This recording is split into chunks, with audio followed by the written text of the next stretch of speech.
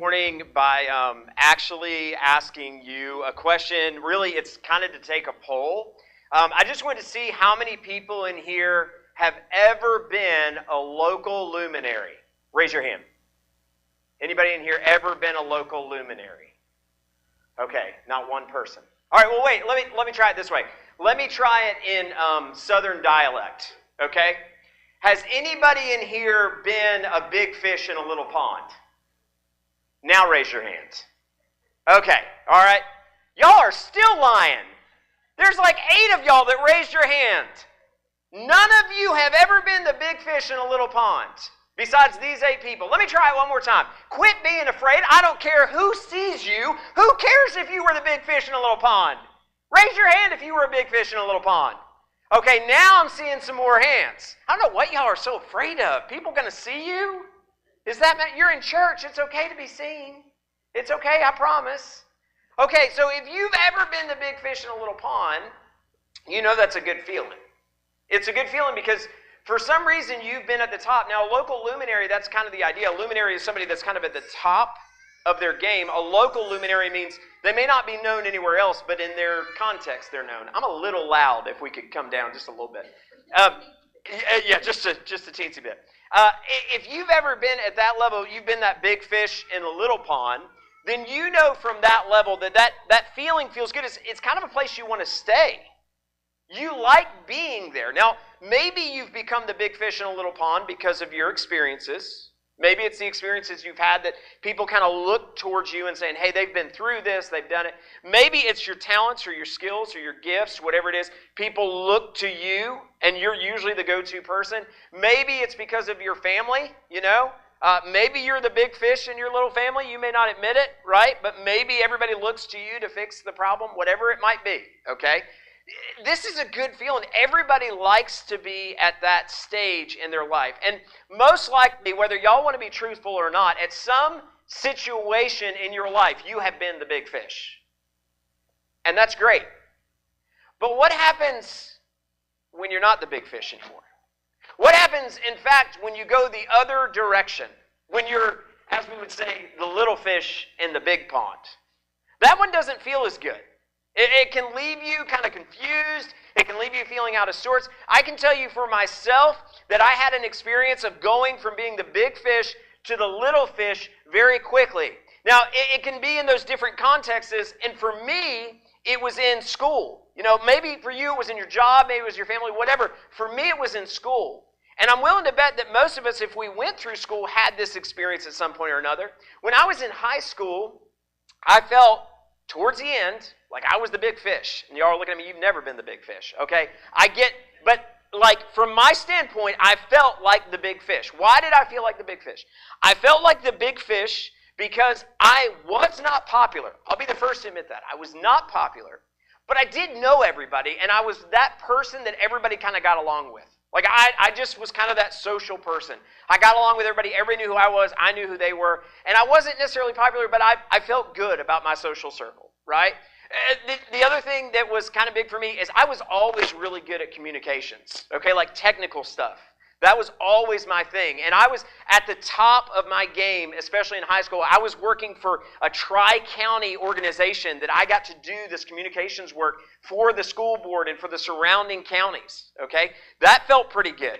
I had a girlfriend that I had been with for 3 years. Things were going great. We were kind of living life, enjoying it, and we were talking about the future. What's the future going to be for us? That felt good.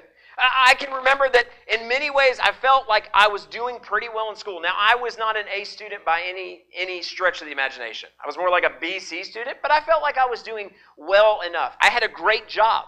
For a high schooler, I was a DJ, and I got paid to be a DJ, and I got paid way more than most of my friends who were working at McDonald's. And all I had to do was play music and talk. It was a great gig. Everything felt good. But then I transitioned to college. And when I went to college and I came to Milligan, I entered Milligan on probation. Catch that. I entered Milligan on probation. Not like I worked up to it, like right out of the gate. I had to prove myself that I was good enough to be able to stay there. As far as my social circle, it went from knowing everybody to knowing no one, except my best friend who went with me to college. I knew no one. from the stretch. Here I was completely alone in that aspect. Communications, the one thing I held on to make me feel like I had some worth, some value, guess what? I was one of many who were there on scholarship for the same level of technical expertise. There was nothing special about me. And at the end of that semester, to beat it all, the girl I had dated for 3 years, we decided to call it quits. And just like that, in a very short time, I went from feeling like I was the big fish to being the little fish in a big pond. And that was not a comfortable feeling. I felt completely lost. I was angry. I thought I had made the wrong decision. And to beat it all, I thought I had lost my worth. I thought, who cares about me? I'm just a nobody now. That was a terrible, terrible feeling. But it's a feeling I'm willing to bet that some of us have been in or had at some point in our life. And maybe some of us entered this morning feeling like that.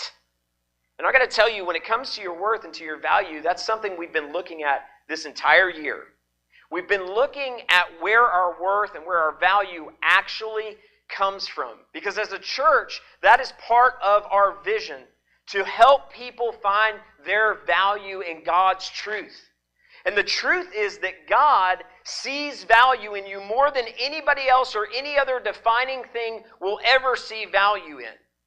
And the reason we know that is because God sent His Son to die for you. Hear me when I say that. He died for you. He didn't just die for a collective. He died also for you as an individual. If you were not worth anything, why would someone send their son to die for you? Plain and simple. I assure you, I would not send my child to die for him, even somebody I thought that was worth it. But He sent His Son to die for you. That's where your value is found.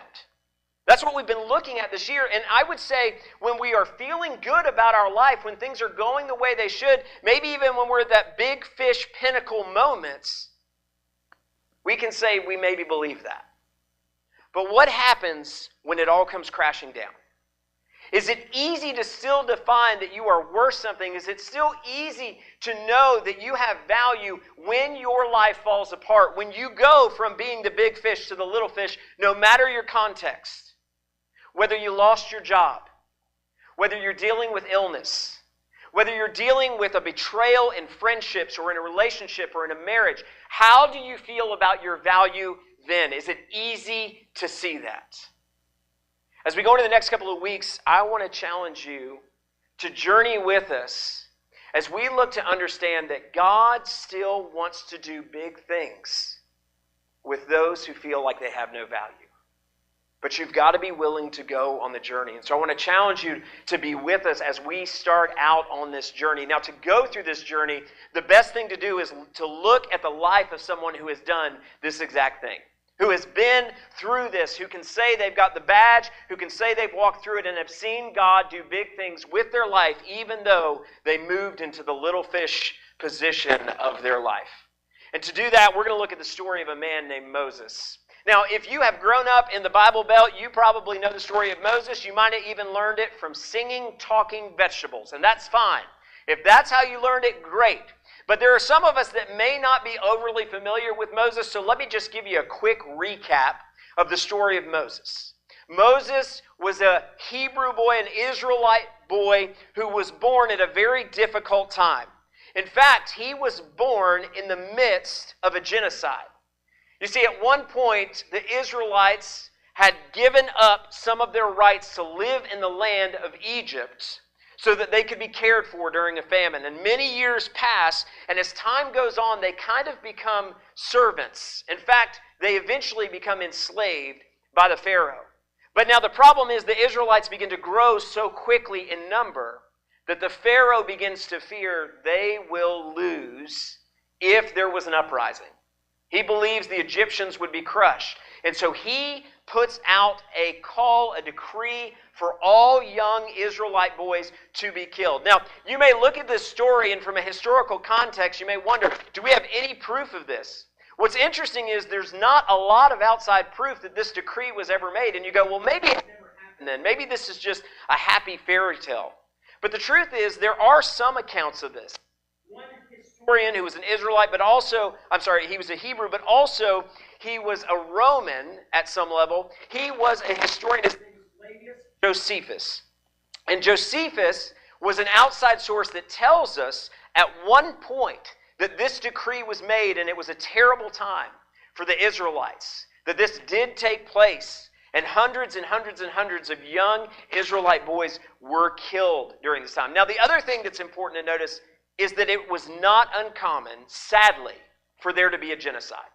In surrounding cultures and in Egypt's history, a genocide of those they had enslaved wouldn't even be something you would think to mention. In our day and time, we would think, well, that's got to be accounted for. No, in most cultures, if there was a genocide of slaves, no one would have even blinked an eye because it was a natural thing. It was something that happened all the time. So it makes sense that you don't necessarily see it in Egyptian writings, and you don't see a lot of those decrees in Egyptian writings of things that the Pharaoh did. So this outside source doesn't really change whether it happened or not. And from that aspect, we know at some level this must have taken place because we have a historian who says, therefore it had taken place during this Pharaoh's reign. Now, the other thing that's important about Moses' story is who's involved in it. Moses had a father, of course, Amram. Interestingly enough, he's not mentioned in your Bibles. In fact, you can turn to Moses' story. You will not find Amram's name. You will see a man who was a Levite. That's what you'll see.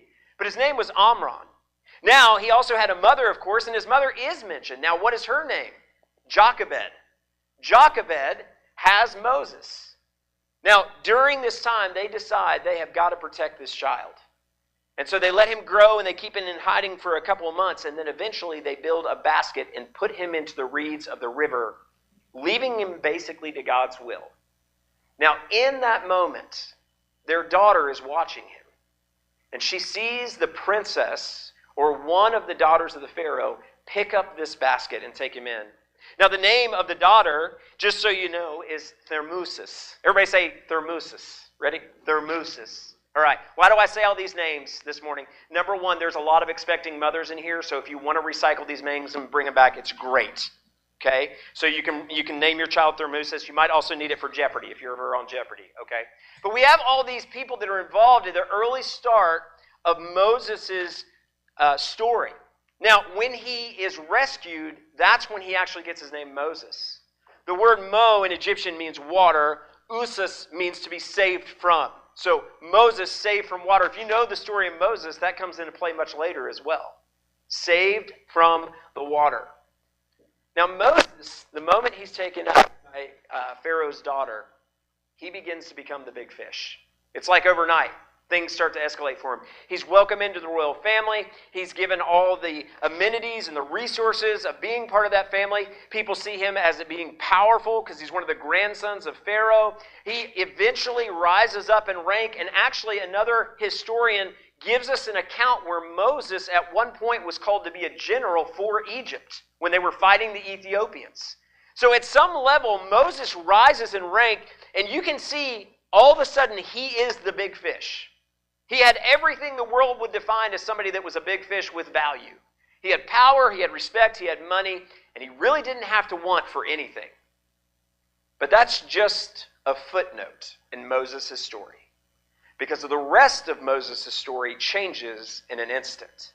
And as we go to his story today, I want you to follow along. It's Exodus chapter 2. Second book of the Bible, so you can open up the Bible. All you got to do is turn over to the second book of the Bible. It's Exodus chapter 2, verses 11 through 12, and we're going to also look at verse 15. And as you're getting there, you will notice that things begin to change for Moses very, very rapidly. This is what takes place. One day when Moses had grown up, he went out to his people and looked on their burdens, and he saw an Egyptian beating a Hebrew, one of his people. He looked this way and that, and seeing no one, he struck down the Egyptian and hid him in the sand. In verse 15 it says this, when Pharaoh heard of it, he sought to kill Moses. But Moses fled from Pharaoh and stayed in the land of Midian, and he sat down by a well. Now here we are, Moses is at the pinnacle. Nobody would question that honestly, even Egypt looks small for him. He's a powerful man. He's already made a name for himself. And nobody would question that. He has everything that would define him of having any value. Even in today's society, we would say, that's a man of worth. That's somebody that's important. But look what happens. Overnight, it's all taken from him. Everything. In one split-second decision, everything that gave him his value is gone. Just like that. Now, as I said earlier, I'm willing to bet we've all been here at some point or another. And the truth is, maybe you're sitting in it right now.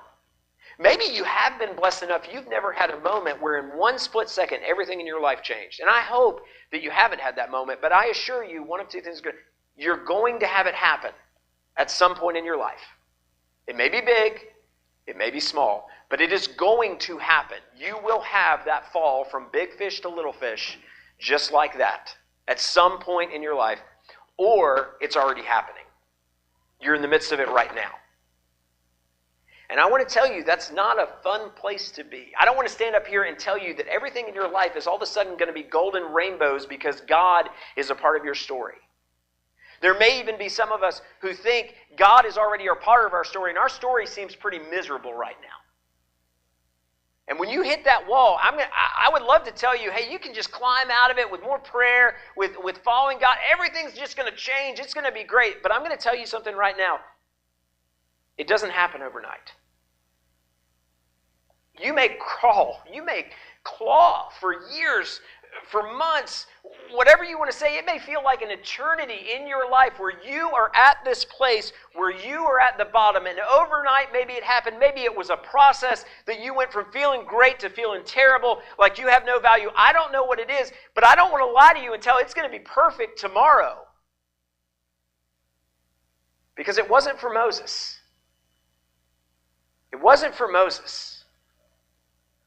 Moses lost everything, and from a status symbol in society, he was a nothing. He went from a royal prince to a fugitive overnight. You don't lose much more value than that. That happened for him overnight. Everything was gone. Can you imagine? Maybe you can. Waking up and it's all gone. How do you feel in that moment? It's a terrible place to be, but it is one we will all experience or maybe have experienced. But I want to challenge you with something. Maybe that's okay. I know that hurts to hear. If you're sitting there right this moment feeling that way, I know that hurts to hear. But I want to challenge you to change your perspective for just a minute. Change your perspective on where he actually fell. Because when he lost his status in society, by the Oxford Dictionary, we actually refer to that as something. There is actually a word that defines someone who goes to the lowest part of status in society. It's called the underdog. An underdog. Someone who loses their status, someone who has maybe very little value by society's standards. But I want to challenge you that if you're sitting in the underdog position, if that's where you are this morning, maybe with a perspective change, you can understand it might be the beginning of something great. Why? Well, think about it for just a minute. When Moses was at the top and he needed nothing and everybody looked to him and he had all the respect and all the power of the world, how quickly did the world take that from him? In seconds. Everything he thought gave him his value meant nothing literally in seconds. And he was at the bottom. For you and I, when we sit at that place where we've defined ourselves by the world's value, when it comes crashing down, when we lose our job, when our family falls apart, when we feel like things aren't going our way or things aren't going as we planned them, it's really easy to feel like Moses did. But where's the perspective change? Well, when you're at the top and you don't feel like you need anything, do you fight for anything? Think about it for just a minute. If you've sat there, if you've been at the top, how driven are you to look for the next thing? Maybe there's small changes or small achievements you want to make, but the fight's gone because you think you've made it. Because it feels good where you're at. Why do you need to change anything or make it much better? Most of us stop fighting, or at least, at the very least, the fight goes down in us. But here's the thing. when you hit the bottom, when you're in the underdog status, you start fighting. Why? Maybe it's because it's survival. Maybe you just need to survive these next couple of months of whatever tragedy you've gone through. Maybe it's because you literally have to pay the bills and you got to find a new job. So you are fighting to find something. Maybe it's you're fighting from a disease. And that fight is what pushes you every day to keep trying, to do more work, whatever it is. When we hit the underdog status, a lot of times that changes our fight demeanor. We don't give up. We start fighting to survive. We start fighting to move forward. And if you look at Moses' life, that's what he starts to do. It all starts when he sits at that well. The fight looks like it's kicked out of him, but he starts fighting from there forward. And for many of us, maybe that's where we need to be. And it may be a long period that we're in this place. Maybe God's developing something in us. Even from an athletic standpoint, what do we call those who are less likely to win? We call them the underdog. And what's amazing is a lot of times the underdog wins. Why? Because they've got something to fight for. The team that thinks they've got nothing to lose feel like they have nothing to fight for. And they don't fight as hard to win. In my own life, when I was in college and I made that transition, I could have given up. I could have said, let's go back home to what's comfortable. At least I know there I got a job, I got friends, I got everything that I need to feel good about myself. All the things that define my value based on those things, worldly things. I could have gone back to that. I could have surrendered and felt good about it. But what would I have missed? What would I have missed? I'd have missed the opportunity in college to prove to myself and to my family and to my friends that I could do this whole adulting thing on my own.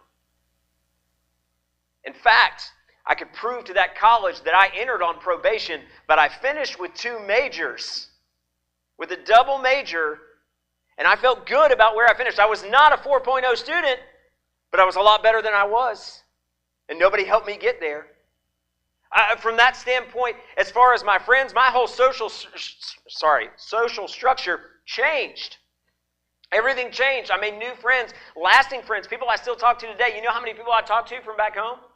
Very few. They didn't affect my life. They weren't lifelong friends. These people did. I started to make good adult decisions. Well, some of them, not all of them. Made a couple, that was along the way. But I made them and I learned from them myself. And that began to develop something in me. And the truth is, whether we're in Moses' position or whether we're still feeling like we're at the top, whenever we come to this place of being the underdog, it can create a fight in us that maybe God's just waiting for. Some of us look around even when our life's going well and we think, why isn't God doing anything right now? Why isn't anything changing in my life? My question is, have you fully surrendered it? Why is he going to step into a life that you seem to have figured out? You've made the decisions, you've made the choices. Why should he be involved? Obviously, you don't need him. Obviously, you figured it out. The truth is, sometimes we have to get to this space of the underdog before we can start to be developed into what he's got planned. And I'm going to be honest with you, if you look at the rest of Moses' life, as we go throughout the rest of this series, and I hope you come back and you hear the rest of it, as we go through the rest of this series, you will learn very quickly that he first had to become the underdog before God could do anything with him. Otherwise, he wasn't going to listen. Otherwise, he had everything he needed. And maybe that was all he was ever going to be, was the grandson of a Pharaoh. But God did something amazing with this story. And the truth is, this morning, however you're feeling, God wants to do something amazing with your story. Moses had to become a nobody before he could become a somebody. Hear me when I say that. He had to become a nobody before he could become a somebody. He had to become a nobody by the world's standards, even maybe by his standards, before God could make him a somebody. And boy, was he a somebody in this story. But he had to be at a place where God could begin to work in his life and tell him what his story is. And God wants you to understand the story he has for you, but he needs you to let go of the story you have in mind. That's hard for some of us. God wants you to understand He has a grand story written for you. But you got to be first willing to let go of the story you've got in mind. And there are too many of us that we've already written our story. And if it's not going as planned to our story, then obviously God doesn't love us. God's not involved. Or we can't win. God's there. But you got to let go of the pen. And you got to let Him write how the rest of your story looks. And that's going to be very different. It's going to be days of hardship, but it's going to be days of victory. As you look at Moses' life, you're going to see there are days that were not fun, but they were all part of his development into who he became. He went from fugitive to something amazing. But there were days of development. Good days, bad days, sometimes in between. And I want you to understand that God is waiting to do something with your life, but you first have to come to the underdog level. Now, before you stand up and you say, well, I guess I just got to wreck my life for God to do anything, that's not what I'm saying. But you do have to surrender. You do have to surrender. Maybe your life doesn't completely fall apart. Maybe you don't lose your job. Maybe you stay healthy. Maybe everything goes well in your family and you're blessed. That's great, but there still needs to be a level of surrender. There needs to be a level of surrender. If you will surrender your story, the idea of your story, if you will do that, watch God take you from an underdog to unstoppable. I promise you He can. But most of the time, we're so deep in our own pride and our own ability to fix it that we never let Him take us to the unstoppable level. And He wants you to be unstoppable. That's why He created you. Let's move from being underdogs to unstoppable. But it starts with the first step of you surrendering to what He's got planned. I've got a couple of questions for you this morning. As we go from here, you can take these home in your own private study time. You can look at them and maybe answer them with yourself and see what God's trying to do and you're calling you to. Here's the first thing to know. When has a change in environment or role made you feel like the little fish in the big pond? When's this happened in your life? Has it happened in your life? Number two, what would it look like to believe that being the underdog is not a setback, but a setup for something greater? What would it look like to believe that? Number three, what part of your old story is God asking you to let go of so He can write something new? There's something that all of us, every day of our life that we get up, that we can let go of. But it takes time and it takes surrender for us to be able to do that and to be able to have an opportunity where God can fully work what He's planned.